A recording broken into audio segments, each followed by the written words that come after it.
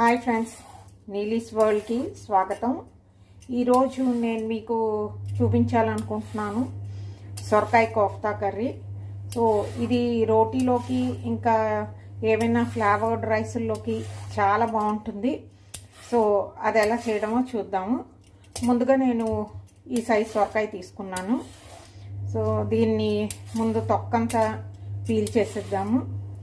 ఇలా చేసిన తర్వాత దీన్ని మనం గ్రేట్ చేద్దాము. సొరకాయ పీల్ చేసేసాము. ఒకసారి దీన్ని బాగా కడిగేద్దాము.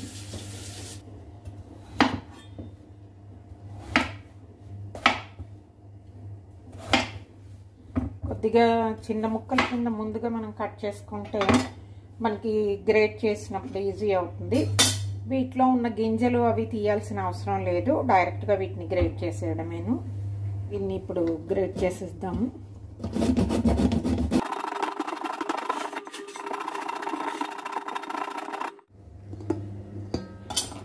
సో చూస్తున్నారు కదా ఫ్రెండ్స్, మొత్తం మన ఈ ఆనపకాయ అంతా కూడా గ్రేట్ చేసేసాము. సో ఇప్పుడు దీన్ని బాగా గట్టిగా ఇలాగా స్క్వీజ్ చేసేసి వాటర్ అంతా తీసేయాలి. ఆ ప్రొసీజర్లోకి వెళ్దాము. సో వాటర్ అంతా గట్టిగా పిండేసి తీసేద్దాము. దీనికి ఆనపకాయ కొద్దిగా ముదురుగా ఉన్న ప్రాబ్లం ఏమీ లేదు. ముదర ఆనపకాయతో కూడా చేసుకోవచ్చు. గ్రేట్ చేసేసి దాన్ని మనం కోఫ్తాల కింద చేసి ఫ్రై చేస్తాం కదా, సో ప్రాబ్లం ఏమీ ఉండదు. ఇప్పుడు మనం ఒక 2 రకాల పేస్ట్లు రెడీ చేసుకుందాము. ఒకటి పచ్చిమిర్చి, అల్లం, ఇంకా వెల్లుల్లి, ఈ 3 కలిపి కొద్దిగా గ్రైండ్ చేద్దాము. అలాగే ఒక 4 ఉల్లిపాయలు, ఇంకా 4 టమాటాలు, వీటిని మనం పేస్ట్ చేద్దాము. 2 కూడా మనం మిక్సీలో అటెస్ట్ సపరేట్గా ఆడేసి ఉంచుదాము. సో ముందుగా ఇవి కట్ చేసేద్దాము.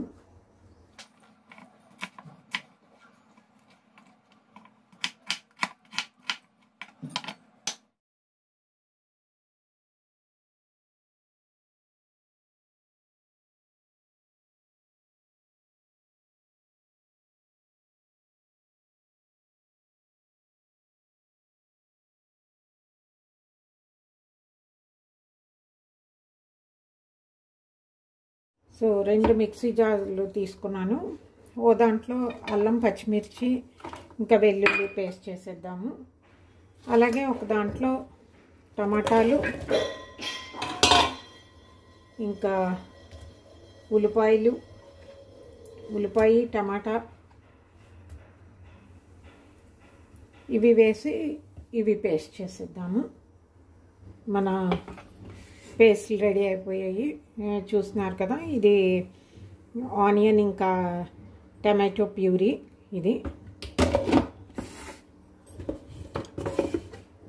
అలాగే ఇది పచ్చిమిర్చి, అల్లం, ఇంకా వెల్లుల్లి పేస్ట్.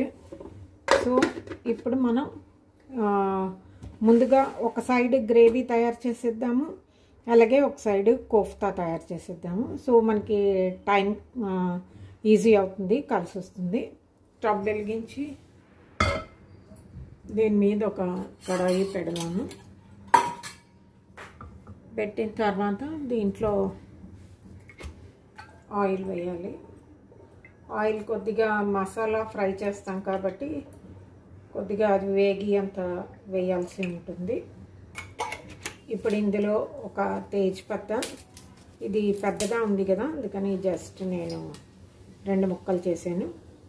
అలాగే ఒక దాల్చీని, ఇంకా 2 యాలకులు, ఒక బడి ఇలాచి, ఇంకా 4 లవంగా, ఇవి వేసేయాలి.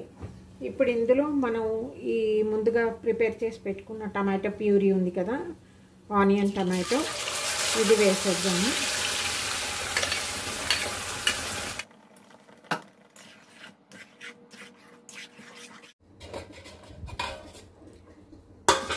మన ఈ గ్రేట్ చేసుకున్న ఇది ఆనపకాయ ఉంది కదా, ఇప్పుడు ఇందులోని మనం మిగిలిన మసాలాలన్నీ వేసి కోఫ్తాల కింద తయారు చేద్దాము. ఇందులో ముందుగా మనం గ్రైండ్ చేసి పెట్టుకున్న అల్లం పచ్చిమిర్చి వెల్లుల్లి పేస్ట్ ఉంది కదా, ఇది వేసేద్దాము. 1 స్పూన్ ధనియా పౌడర్, ఒక 1/2 స్పూన్ జీరా పౌడరు, ఒక 1 స్పూన్ గరం మసాలా, ఒక 1 స్పూన్ కాశ్మీరీ లాల్ పౌడర్, కొద్దిగా పసుపు, ఇంకా కొద్దిగా సాల్ట్.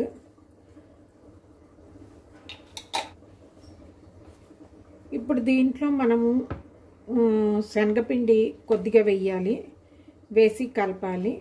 సో శనగపిండి క్వాంటిటీ ఇంత అని చెప్పలేము, మనం జస్ట్ కలిపినప్పుడు బైండింగ్కి అది ఎంతవరకు మనకి కావాలి అన్న దాన్ని బట్టి వేసుకుంటాము. సో ఇక్కడ నేనైతే ఒక 3 to 4 స్పూన్స్ శనగపిండి వేసాను. వేసి దీన్ని బాగా మిక్స్ చేసేద్దాము. కొద్దిగా వాటర్ అనేది ఎక్కువ ఉంటే మనకి శనగపిండి ఎక్కువ పడుతుంది.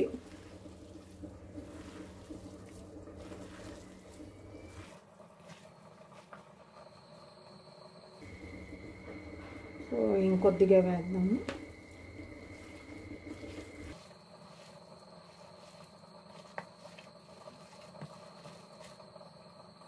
ఇది బాగా కలిపేయాలి, మసాలాలన్నీ కూడా మొత్తం ఈవెన్గా పట్టేటట్టు.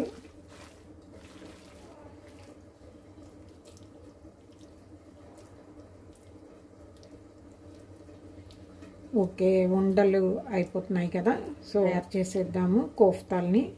సో ఈ లోపుగా నేను స్టవ్ వెలిగించి ఆయిల్ పెట్టేస్తాను. ఇక్కడ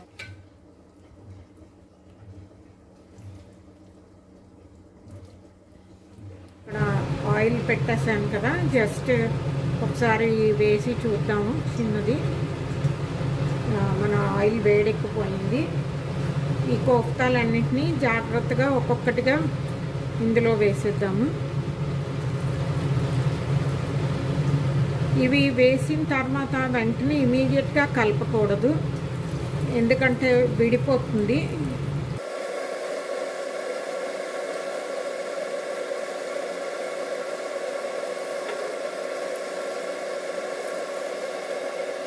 జస్ట్ కొద్దిగా వేగిన తర్వాత అప్పుడు మనం దాన్ని జెంటల్గా కలుపుతాము.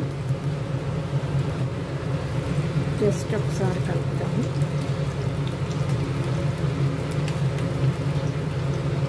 ఇక మీడియం ఫ్లేమ్లో పెట్టుకుని వీటిని బాగా కుక్ అయ్యే వరకు ఫ్రై చేద్దాము.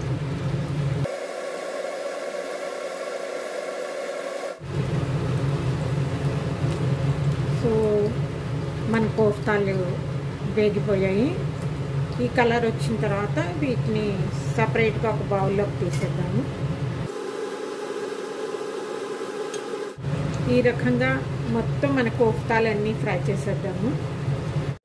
చూస్తున్నారు కదా ఫ్రెండ్స్, ఒక సైడ్ మన కోఫ్తాలు వేగుతున్నాయి, రెండో సైడ్ మనం గ్రేవీకి పెట్టాం కదా, సో ఇది ఆల్మోస్ట్ కుక్ అయిపోయింది. సో ఇప్పుడు ఇందులో ఏంటంటే మనం గ్రేవీకి కావలసిన మసాలాలన్నీ యాడ్ చేద్దాము. ముందుగా కొద్దిగా కారం,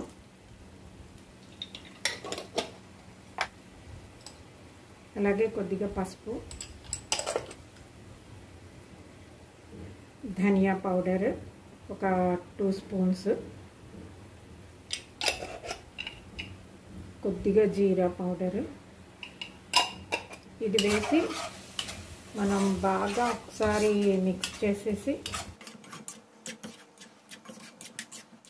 ఈ మసాలా అంతా కొద్దిగా కుక్ అవ్వడానికి మనం ఇందులో కొద్దిగా వాటర్ వేద్దాము. వాటర్ వేసి ఈ మసాలాలన్నీ మళ్ళీ ఆయిల్ వదిలేసేంత వరకు మనం దీన్ని ఫ్రై చేద్దాము. సో అప్పుడు మసాలాల ఫ్లేవర్ దీనికి బాగా పడుతుంది.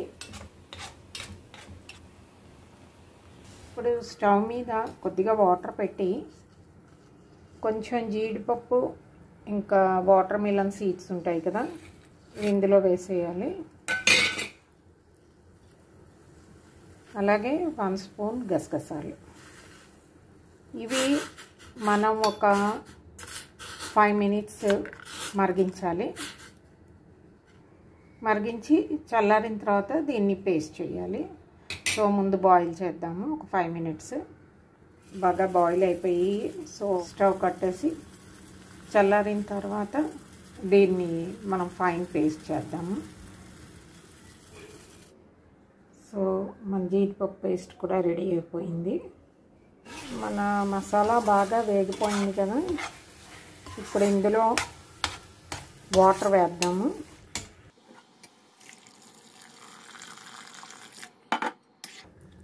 సో కొద్దిగా ఎక్కువ వాటరే వేయాలి, ఎందుకంటే మనం గ్రేవీ కొంచెం పల్చగానే ఉండాలి. సో ఇందులో మనం ఏంటంటే కోఫ్తాలు వేసిన తర్వాత అవి గ్రేవీని పీల్చేసుకుంటాయి, అందుకని కొద్దిగా వాటర్ ఎక్కువే వేయాలి దీంట్లోని. ఇందులో మనం రెడీ చేసి పెట్టుకున్న ఈ పేస్ట్ ఉంది కదా, జీడిపప్పు పేస్ట్, ఇది వేసేద్దాము. ఇది కూడాను జస్ట్ ఒకసారి మిక్స్ చేసేసి ఇప్పుడు దీంట్లో సాల్ట్ వేద్దాము. సో సాల్ట్ కొద్దిగా చెక్ చేసుకుని వేసుకోవాలి, ఎందుకంటే ఆల్రెడీ మనం కోఫ్తాల్లో కూడా వేసాం కదా. ఉడకడం స్టార్ట్ అయింది.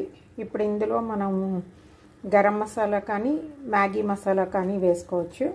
ఇక్కడైతే నేను మ్యాగీ మసాలా వేస్తున్నాను. ఇది ఆప్షనల్, మనకి ఏదో ఒకటి సబ్జీ మసాలా వేసుకోవాలి. ఇందులో గరం మసాలా అయినా వేసుకోవచ్చు. ఇప్పుడు కొద్దిగా కొత్తిమీర వేసేద్దాము. యాక్చువల్లీ ఈ స్టేజ్ వచ్చిన తర్వాత దీన్ని ఆపేయాలి. మనం సర్వ్ చేయడానికి ముందు మాత్రమే కోఫ్తాల మీద ఈ గ్రేవీ వేసి సర్వ్ చేయాల్సి ఉంటుంది. సో ఇది ఆఫ్ చేసేద్దాము. సో మనం సర్వ్ చేయాలనుకున్నప్పుడు జస్ట్ ముందుగా ప్రిపేర్ చేసి పెట్టుకున్న ఈ కోఫ్తాలు ఉన్నాయి కదా, వీటిని ఇలా గ్రేవీ వేయాలి, వేసి సర్వ్ చేయడం. మన కోఫ్తా కర్రీ రెడీ అయిపోయింది. ఇది ఫ్రెండ్స్ ఈరోజు వీడియో. హోప్ మీ అందరికీ నచ్చి ఉంటుంది అనుకుంటాను. నచ్చితే నా వీడియోని లైక్ చేయండి, అలాగే షేర్ చేయండి, నా ఛానల్ని సబ్స్క్రైబ్ చేసుకోండి. మళ్ళీ ఇంకో వీడియోతోటి మీ ముందు ఉంటాను. అంతవరకు సెలవు. నమస్తే.